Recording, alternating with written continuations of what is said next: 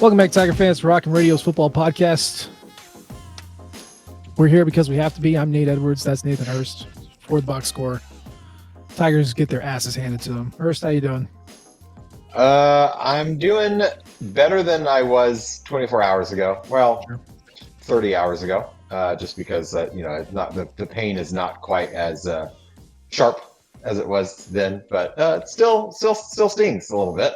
Yeah. To have your ass handed to you in such a profound and uncompromising way, especially in a way that in a game that neither of us, I don't think any Mizzou fan expected to lose by that margin. If you went into the game expecting to lose by that margin, I don't know what planet that you were on.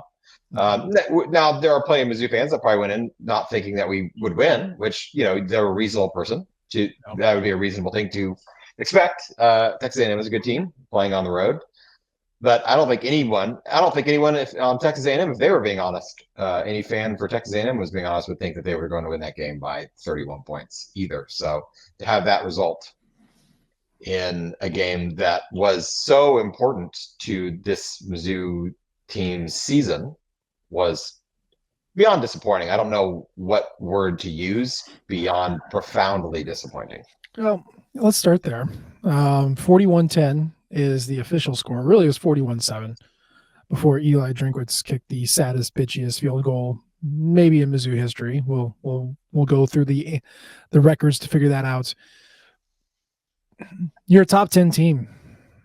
Now, you're a top 10 team because last year's team was so good, but you were number 9 in the country, and you just got your ass handed to you. Like, it wasn't close.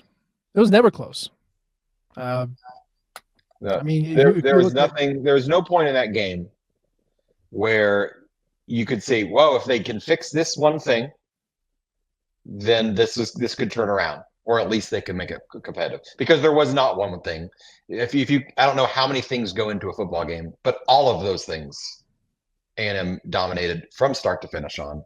So it wasn't if they had just played better rush defense. No, that they still would have gotten blown out. Oh, if they had hit a few more deep passes. No, they still would have gotten blown out. No, if they had blocked better in the run game, they would have still gotten blown out because every other phase in the game went against them. And that's what was really disheartening thinking about back to it here more than 24 hours after the fact. Is it wasn't that they had one game plan thing go wrong or someone got hurt and it showed some lack of depth in an area. No, it was top to bottom. Nothing went right. Nothing was done right the whole time.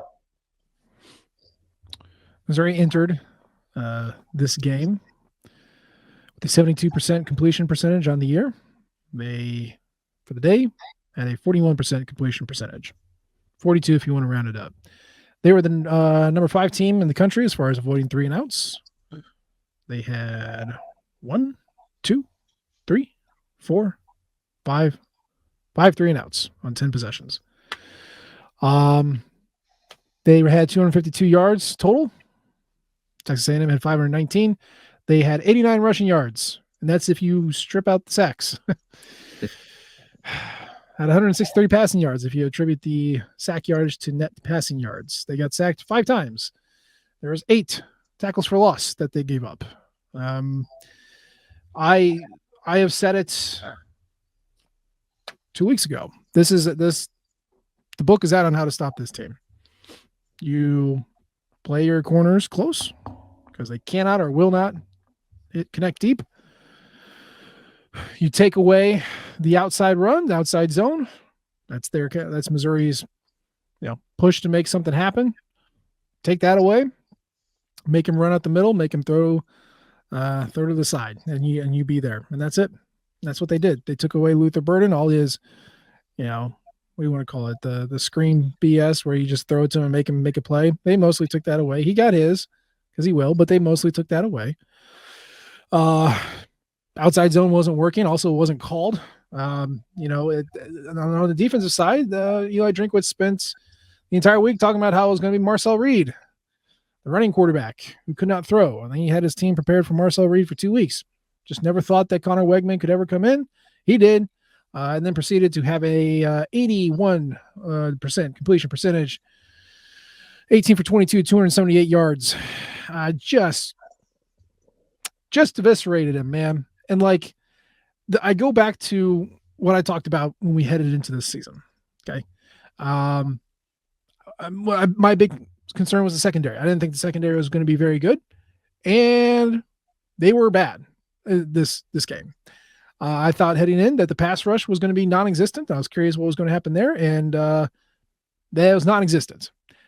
I was concerned about what the left side was going to do. Obviously, you brought in some Rainers from the transfer portal, and they were a liability. Gave up a couple sacks, could not run off the left side of the line, couldn't do it. What you saw yesterday was not a playoff team. Now, I'm pretty sure that is about as bottom as you can get as far as the floor. So if that team continues to show up, then this is not a playoff team, and there's really nothing we need to worry about. The concern is that we have not seen this team at its best.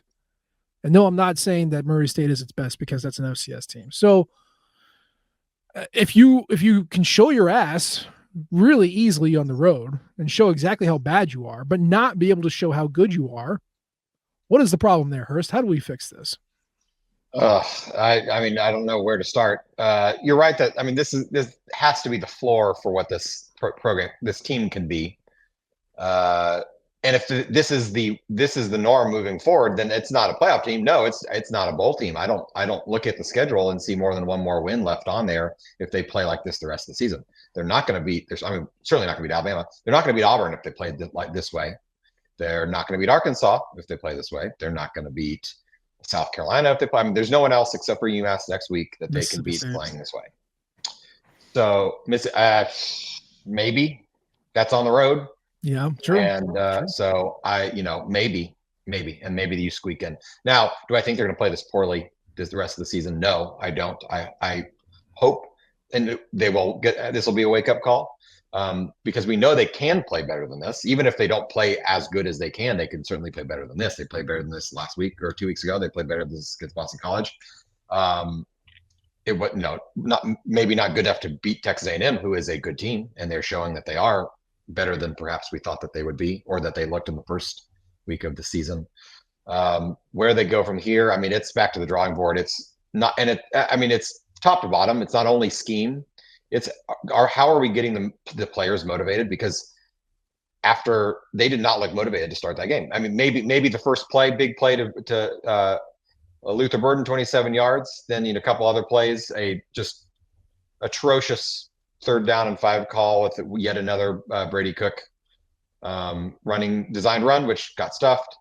And then I liked the deep shot to Theo East, got the penalty call, got it overturned. That was a terrible call. That does not have nothing to do with the game, because after that, it was nothing else. And so they were not motivated, or even perhaps more accurately, they had no ability to bounce back once they faced adversity.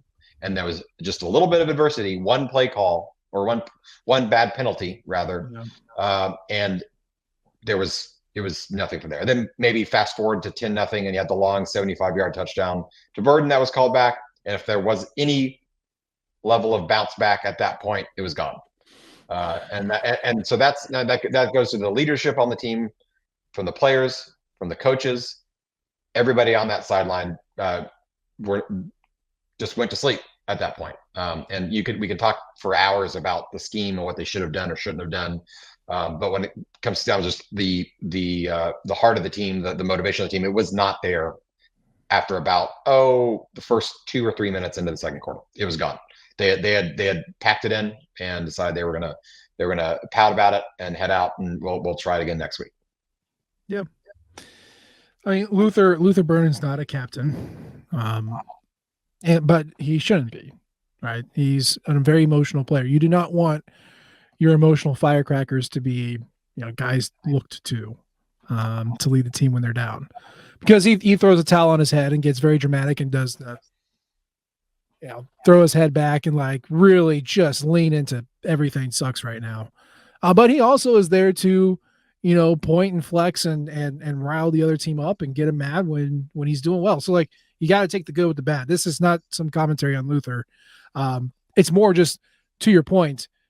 He is the barometer of this team, right? If he is jumping around and screaming and yelling and getting in people's faces, Mizzou's doing well. If he is, slumped on the bench and throwing a towel over his head and kind of moping around, then it's gone. And I don't know how you counteract that. Brady Cook's been a captain for 3 years. He's been with Luther Burden for 3 years. Like, how do you control that? How do you rally against this? Because this team cannot take a punch on the road. The one time that they did and succeeded was Kentucky last year, and that's because Eli Drinkwitz got freaky and Luke Bauer threw a touchdown pass to Marquise Johnson and turned the whole thing around. Up to that point, they were getting smashed just like they were against A&M. So it's a problem. We talked about this in the preview show. Eli Drinkwitz struggles on the road. He struggles at 11 in the morning. Like, it just, what are you doing? What are you doing wrong? What are you doing differently than what you are doing in all the other times in which you're doing well, specifically at home? What is the difference other than you're not sleeping in your own bed? And how do you fix that? Because this is a problem. This is a problem that we've had under Eli Drinkwitz. I understand college football teams lose on the road. That's like the meme. That is the meta of college football. I understand that. But you are saying that we are better than that. You are recruiting better than that. Mizzou's record under Eli Drinkwitz now is 6-13 on the road. 6-13. Against ranked teams, now you're 7-12. I don't. You went into Texas A&M, which has a top. Well, heading into it was the top 25 passing defense, and you called technically 9 runs and 13 passes, but 4 of those runs were scrambles by Brady Cook. So you called 5 runs and 17 passes in the first quarter against one of the best passing defenses in the country. Why? Nate Noel's your secret weapon, your explosive weapon. You ran him. When was his first touch? What was his first touch? I think first it was quarter. The second drive of the game. He had one touch. Well, I mean, he had a handoff in the first drive right after Burden, and then he had a handoff at the beginning of the second drive that went 3 and out, and then we just did not see him again until second quarter. Just not an option. Not an option. The motion before the play, kind of with the secret sauce to an Eli Drinkwitz, a Kirby Moore offense, they did that the first couple drives, then it just disappeared. Didn't do it anymore. He didn't do any of the things that make you successful or have made you successful in the past. Just didn't do it. This is like K-State 2022. You just stopped doing stuff. Now, the explanation for that was that Brady Cook broke his labrum in that game. And it was raining and downpour the whole game. It was just a nasty business. The whole thing. This was beautiful, warm weather. Yeah. Ostensibly, Brady Cook is not injured. I don't believe that. I don't believe that. No. He just watching him run. I mean, throw. He was short arming a lot of passes, a lot of stuff that's short. A few passes should have been caught, but weren't. But still, way short on a lot of stuff. When he runs, I mean, I tweeted during the game, it looked like he was already concussed before he was even hit on a lot of those runs, just because he was tentative. He was slow. He just did not look like the Brady Cook we have seen run the ball in the past. That's not what he looks like right now. And I don't know what it is, but I kind of at this point am refusing to believe he's not injured or banged up in some way. I don't know what that is. Is it an ankle? Is it a shoulder? Is it a rib? I don't know, but there's something that's not right there outside of what's going on in his head. And I that's not to make excuses for him necessarily either, but it does not look like what we've seen. The whole offense doesn't look like what we've seen last year. And with the very minor changes that we have seen, there's no reason why it shouldn't look at least somewhat similar to that. It's weird. He has to be hurt. You don't see regression like this from a fifth-year player who's healthy. You don't see that with all the weapons that he needs to succeed. Yeah. Has the offensive line played as well as they did last year? No, but they've played well enough to give him enough time to make plays if he was capable of making those plays. And it doesn't seem like that's the case. And we've seen him make those plays before. It's not like we were just creating some imaginary thing in our head that we've never seen before. We've seen this offense work against good teams, and it's just not This coordinator, this quarterback, these receivers, we have seen it work. Yeah. 3/5 of the offensive line we've seen it work. The left side of the offensive line and running back. Those are the only differences. And Coach Schrader was great. He was amazing. He was a monster. The way modern offenses work, a single running back is not going to make or break your offense, especially when you've got two perfectly capable guys that are playing now. Now, if you had me out there trying to play running back, yeah, you're going to have some problems. But we don't. That's not the case. We're not lacking in talent in that position. So, beyond that, I don't know what it is. Other than I can't think of anything else besides him being hurt. Some sort of strategy change in the coaching room. I don't know what that would be, unless it is to compensate for the fact that they know he's hurt, and they're trying to do something to work around that. Which I don't know if that's the best way to do it or not.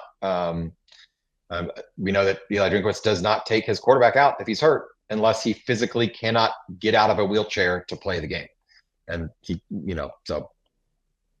Hopefully it gets better soon, but I don't know if that's going to be the case. Yeah, so everybody, if anybody is calling for Drew Pine to come in, just stop.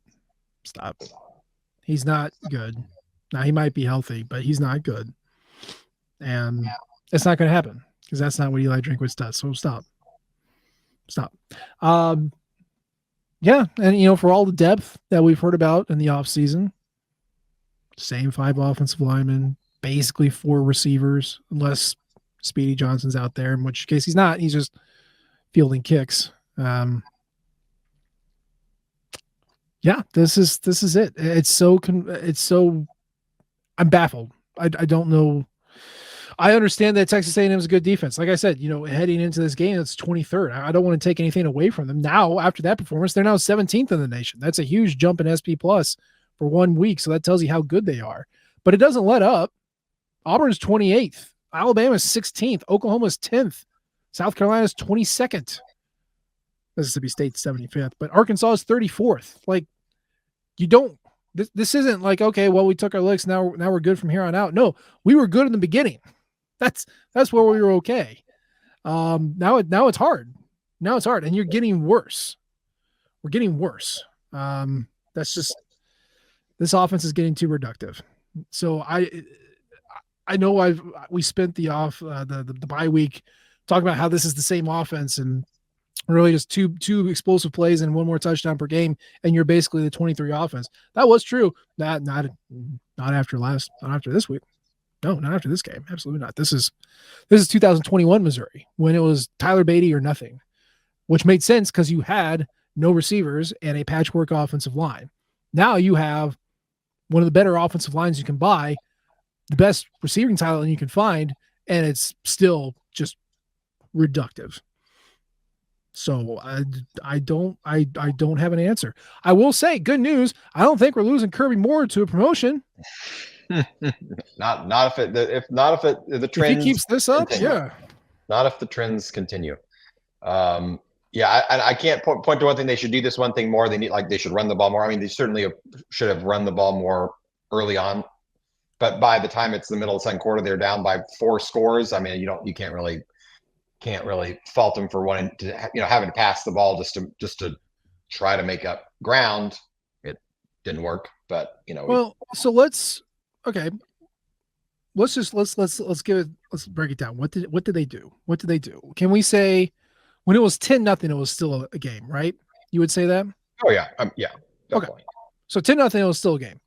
You go incomplete to Weiss, and then you have the Burden touchdown that gets called back. Then you have a delay game after that, then incomplete to Miller, and it's 3rd and 20, and now you have a 17-yard pass to Cooper for, that doesn't get you what you want.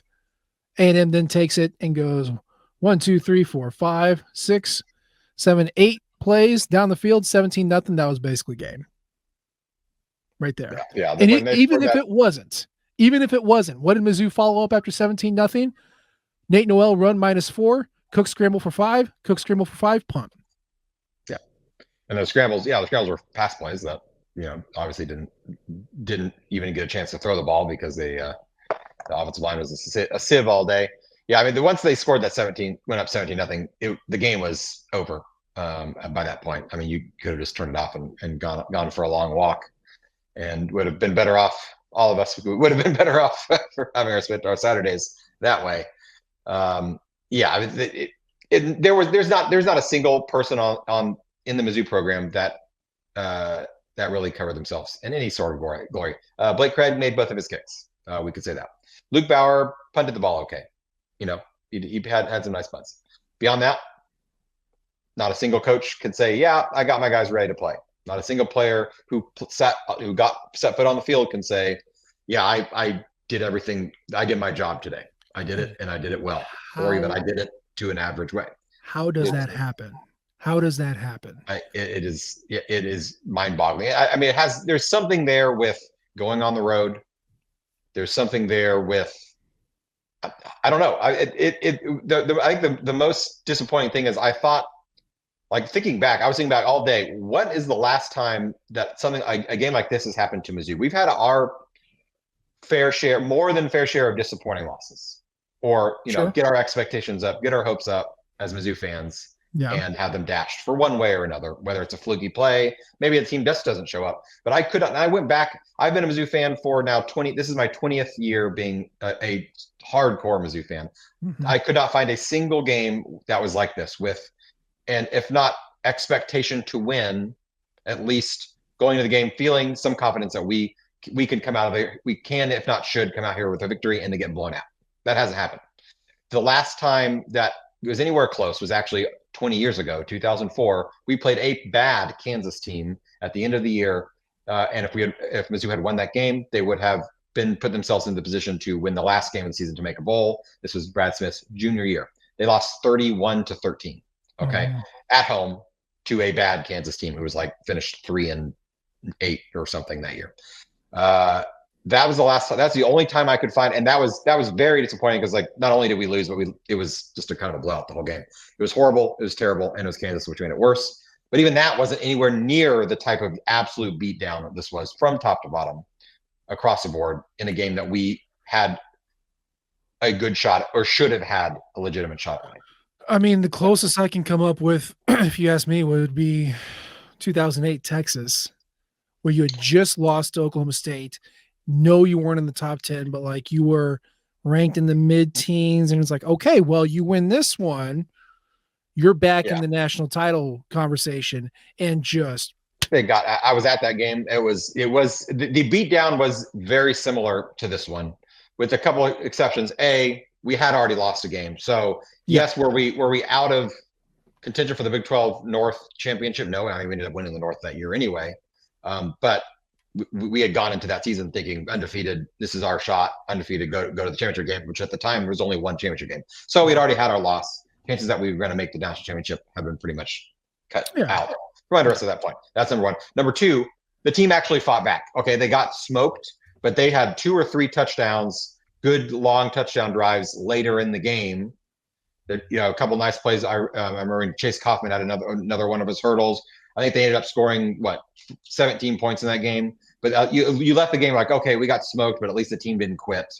And I'm not saying they quit on Saturday, but they packed it in. And that team did not pack it in. They got smoked, but they kind of fought to the bitter end. Those would be the two big differences there. But that would be a pretty good one to pick, just because this season seems like it might mirror 2008 in several ways at this point. Yeah. Some people were calling this the 2014 Georgia, which no. That offense was reloading. You had Matty Mock, who sometimes would throw to the right guy. No one expected that team to win the East again. No one expected, even though we had won the year before, no one had expected that team to repeat. You lost your quarterback, you lost your running back, you lost 3 of your receivers, you lost 2 offensive line. There's no expectations for that team. That 14 team is what next year is supposed to be, right? And they ended up winning the East because they have one of the best defenses that we've ever seen. Okay, so this is not even that. I don't know how this happens.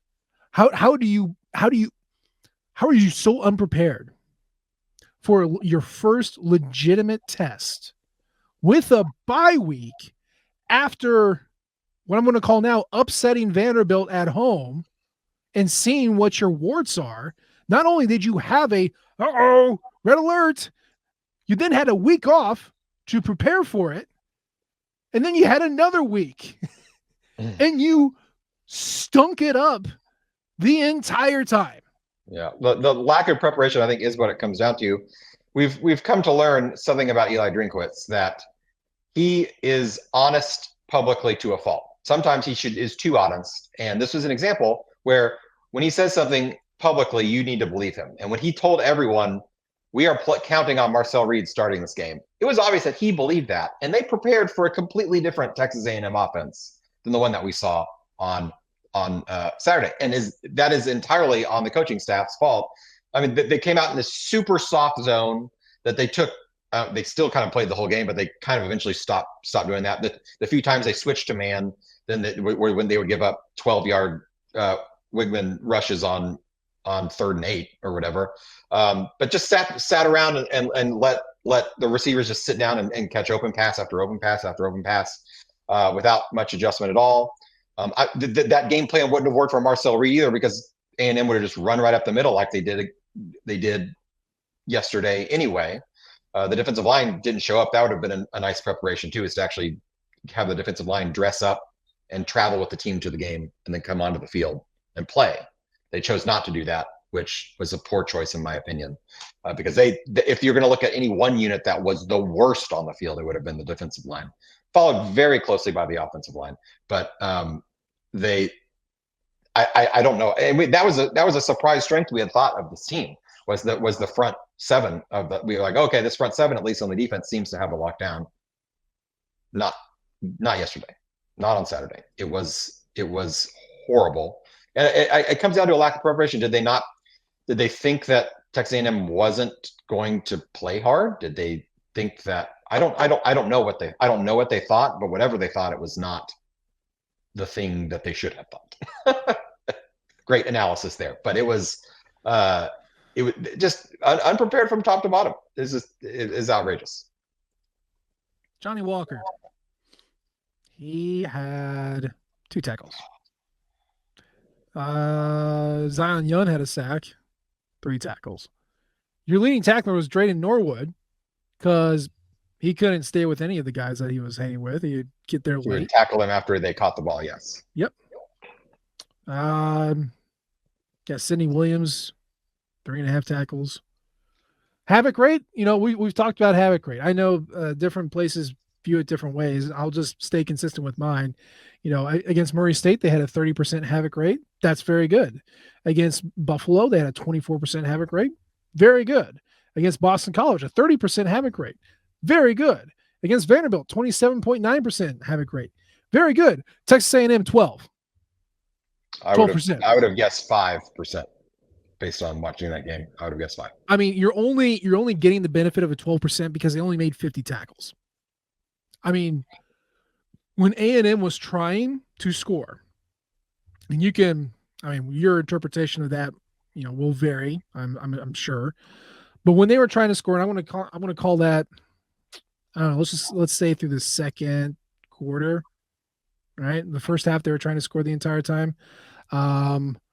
They stopped A&M from getting basically 27 yards possible, right? If you start on one side of the field and your goal is to cross the end zone, they only stopped them from doing that one time, and it was 27 yards away from the end zone when they kicked that field goal. That's all they did.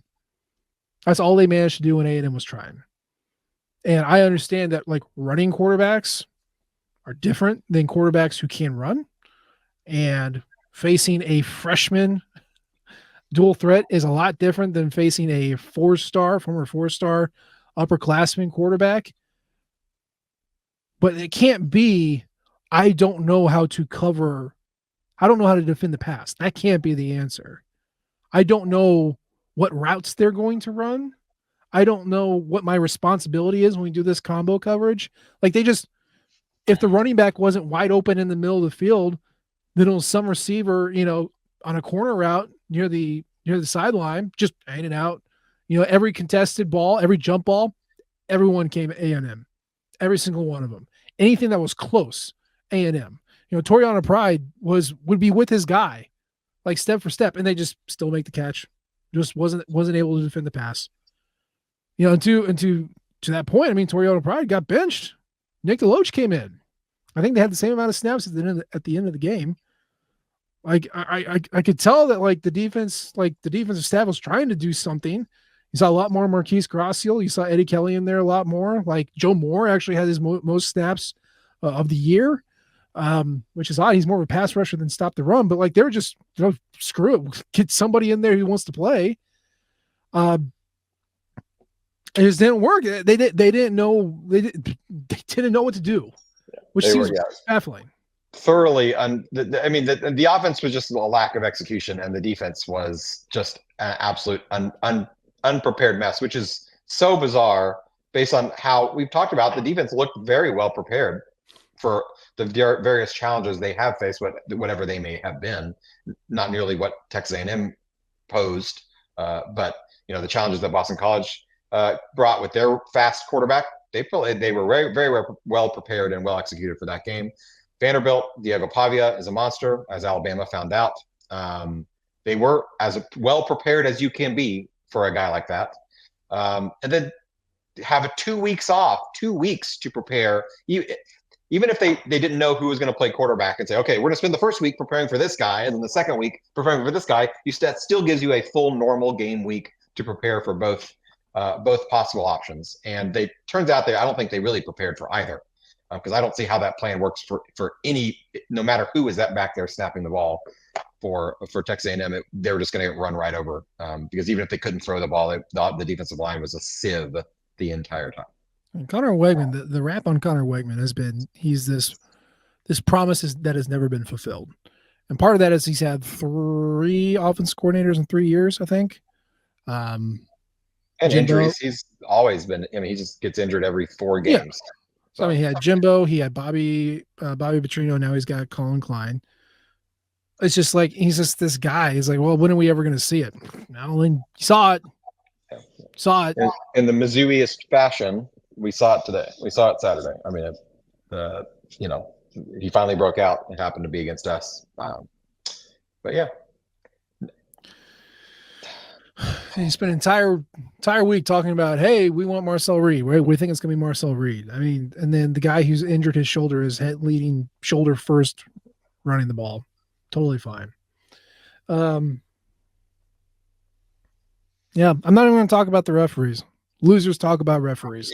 Were they bad calls? Yeah, they're bad calls. Didn't change it.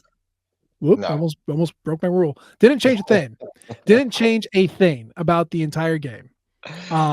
Maybe change the score by 1 touchdown. We might have had, or 3 points. We might have gotten 3 more points on the board if that pass interference had been called. Maybe it's like 14-14 or 14-10 and okay, then you do the butterfly. Like, shut up. Shut up. That referees were not going to save this game for us. No. It was an oddly refereed game, to be political about it, but that was also not. Refs cannot swing at a complete butt kicking that was. No. Or even make it close. They couldn't have even made it close. It would not have been close if Mizzou had gotten every single call that didn't go their way. It still would not have been close. No. Oh, and hey, good news. A&M was flagged for 11 penalties. Yeah, 11 penalties, 80 yards. Missouri 6 for 25. So, yay, progress. And that's not counting the 75-yard lost touchdown play, which was a legitimate penalty. Aramimbu was 5 yards downfield. So, I mean, you can be really frustrated at that one, but that's not a referee. That's not a bad call when the referee. The rule is 3.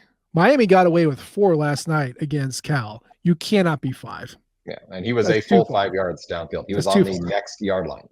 That's too far. So. That's too far, Armand. You know that. Yeah. Everything sucks. This is the floor. Now here's the crazy part. I still think they win at least 9. I really do.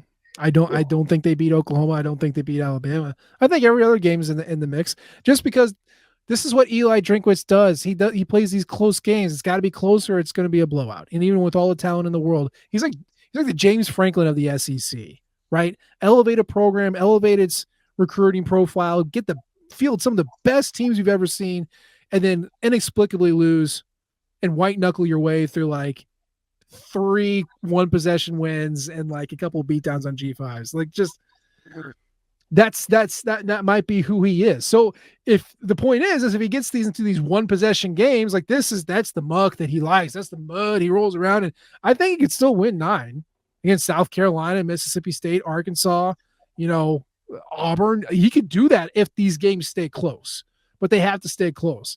And if the book is already out, if some guy sitting in his basement can tell you how to beat Missouri's offense, I guarantee you a guy who's been playing this sport and coaching the sport for 40 years is going to go, yeah, I can do that. I can cover that. So it's got to change. You got to figure out a way to, what your emergency escape parachute is other than just hand it to Nate Noel left. There's got to be something else.